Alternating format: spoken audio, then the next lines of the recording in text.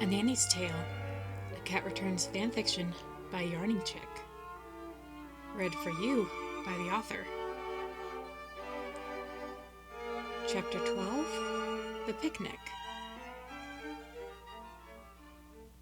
That one, Haru. Think you can reach it? Lily asked hopefully. The bespectacled brunette looked up at the huge picnic basket that was resting on top of a cabinet in the kitchen. Biting her lip, she grabbed a chair from the table and set it directly in front of the cabinet. Carefully getting on it, she stood up tall and got to her tiptoes. Her fingertips just barely brushed the solid handle of the wicker basket. Grimacing a bit, she angled her arm differently, digging her elbow into the painted wood of the cabinet door.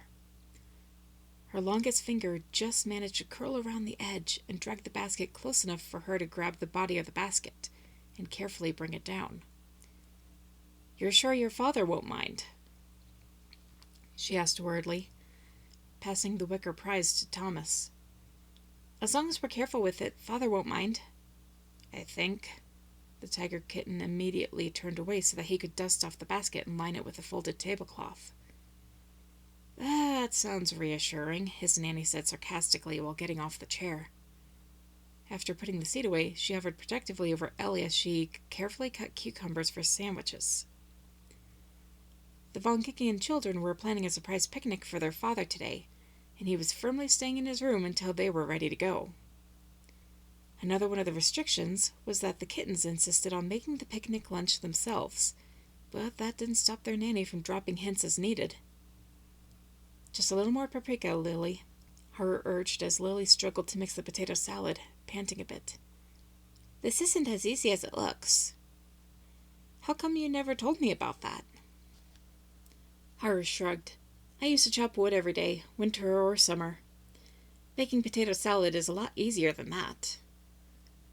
Lily nodded while shaking a bit more paprika into the salad, her sister making exquisite little sandwiches while her brother carefully sprinkled a few choice herbs into the boiling teapot.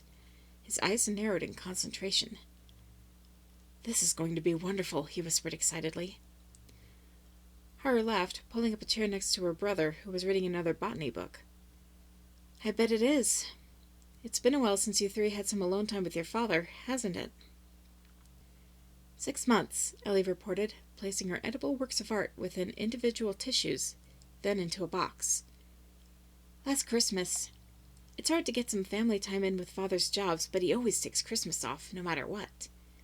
It's just hard for him to get time with us at any other season." Haru saddened and reached over to ruffle her brother's hair. "I'm sure that Hashi and I can find some corner we haven't washed yet. Or maybe we could raid through the library," she mused. Lily looked up from her struggle with the potato salad, completely shocked. "What? I thought you were coming with us." "I thought so too," Ellie protested as Thomas nearly dropped the teapot he was pouring into a large watertight pitcher. "I was also under the impression that you two would be joining us," the tiger-like kitten said carefully. Haru shook her head firmly. "Who knows when you'll get some alone time with your father again? Besides, we're not really part of the family." "Of course you are," Lily declared defensively, deciding that the potato salad had taken enough abuse. "I mean, you're as good as part of the family. We made enough food for both of you to come." Haru smiled a bit from behind her glasses. "I'm touched that you three consider us to be family, but I think we'll pass. This is supposed to be for you and your father to have some alone time. Right, Hashi?" The boy snapped out of the book. "Huh? What were we talking about?" he asked incredulously. His elder sister laughed and pushed him on the shoulder. "We're going to stay here and maybe raid through Baron's library while he's off on the picnic with the kittens, right?" "What? I thought we were going with them," he protested, making Haru groan in frustration. "It looks like you've been outvoted, Haru," Lily said mischievously while transferring her salad into a bowl with a locking lid. The slim brunette sighed, only able to think of one last defense. "How about this? If Baron wants us to come, we'll come. Deal?" "Deal," Ellie squealed, running from the kitchen to fetch her father. "Don't pressure him into letting us come," Haru called out after the white kitten, knowing which way she would try to swing the father's vote. Hashi immediately sank back into his book with a knowing smirk. Thomas laughed a bit, sealing up the tea jar before slipping it into the large basket. He'll want you to come. He likes you. Because I'm a good nanny and housekeeper, the human girl reminded him, feeling a bit apprehensive about the business. Besides, you three are with me all the time. You don't get to be with your father half as much, so why do you... Because we like you, Lily nearly shouted, slamming her salad bowl down so she could run around the table and hug her beloved Nanny around her slim waist. Is there something wrong with liking you? Haru stared at the tawny kitten clinging to her, more than a little surprised that she was getting so passionate over a mere picnic. We won't have as much fun if you don't come, she whispered, hugging her Nanny a little tighter. Please? Haru sighed and wrapped her arms around the kitten child, squeezing her consolingly. Only if your father says so. A minute or so later, Ellie bounced back into the kitchen, almost dragging her father behind her, but the look on his face said that he didn't mind his captivity in the least. His eyes strayed to the full picnic basket. The green gaze warmed and saddened at the conflicting memories that were more than likely associated with the rarely used device. His inner battle was concluded with a strange sort of sigh that seemed to echo with innumerable emotions. Ellie coughed pointedly, pulling on her father's arm like it was a doorbell. Baron's gaze sparked back to life as his mind was firmly brought back to the present. He looked down at his smallest kitten, who looked very pointedly at the housekeepers. Baron looked up at the human girl and smiled warmly. I agree with Ellie, Haru. You and Hashi are part of the family now, and we would be honored to have you accompany us. The brunette smiled in defeat. I guess it's a good thing I didn't put wagers on your decision. She poked her brother in the shoulder while standing up, one arm still around Lily. Let's go, Hashi. Everything's ready. The human boy rather reluctantly set his book down and slid out of the seat, though scarcely taking the trouble to hide the triumphant smirk on his face.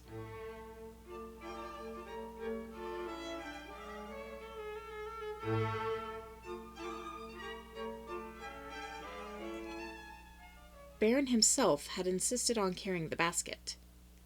It was rather heavy, and his manners wouldn't allow him to let Haru carry it. His father had trained him well. They walked for quite a distance, always in the borderland. The kittens were in front, whispering and possibly arguing about where to picnic. Hashi was walking between the lord and his sister, his studious eyes carefully examining the sky in search of familiar clouds. The basket handles were digging into the flesh of his arm. It was too heavy. Do you have any idea where we're going? Baron finally asked Haru over Hashi, since the younger human was still pretty small, but she shook her head. Not a clue. They've been keeping things top secret. Here, Lily announced, pointing at a lovely oak tree bedecked in summer splendor. Haru whistled appreciatively at the ideal spot as Baron rushed forward, relieved to be released from his burden as he set it gently on the ground between the huge roots of the even bigger tree. The children each took out some of the food or utensils so that Haru could start unfolding the large blanket that had been cushioning them. As the fabric became longer, Baron took the other side so that he could help the human maiden unfold the blanket, throwing the middle of it into the air so that it could settle flat across the grass. The wind was soft and cool, just enough to be refreshing, but not enough to disturb the blanket as the happy group began arranging themselves over it and patiently passing around the plates of food. These sandwiches are exquisite, Haru, Baron managed to say after a swallow. The nanny smiled mischievously. Thanks, but Ellie did them. Really? The white kitten nodded proudly, taking a big sip of her brother's tea. Haru watched, but we made the picnic. Baron laughed happily and raised a simple cup to the human girl in tribute. My gratitude, Haru. Now if you could teach them your recipe for vegetarian lasagna, life would be perfect. I'll start on it tomorrow, she promised, a small bit of pride welling up for her cooking student's accomplishments. After the food and tea was devoured, Ellie gave a happy sigh and laid her head in Haru's lap. Hashi sharply looked over, a slight twinge of jealousy clear in his black-eyed gaze. Can you tell us a story, Haru? the white kitten coaxed. The nanny laughed and started scratching her charge's ear. Well, what do you want to hear? Cinderella, Lily responded immediately, making Thomas and Hashi groan. Yes, Cinderella, Ellie said sleepily, making her brother growl. Come now, that story is so played out it doesn't even need to be told these days. I hate the stereotypes, Hashi muttered furiously. The pretty girl's always good, the stepfamily's always bad, and the prince is a superficial fool. I don't understand why the tale is so popular. Haru sharply looked over at her little brother, understanding his distaste. Well, what if I switch it around? She asked. Baron's green gaze flicked to her, a little confused. Beg pardon? What if I switch the story around so that it's new? She continued. That way, you won't know what comes next. Baron smiled indulgently and gave a subtle flick of the wrist. Feel free, Haru. Tell us your version of Cinderella. I must admit that I grow tired of the same old story as well.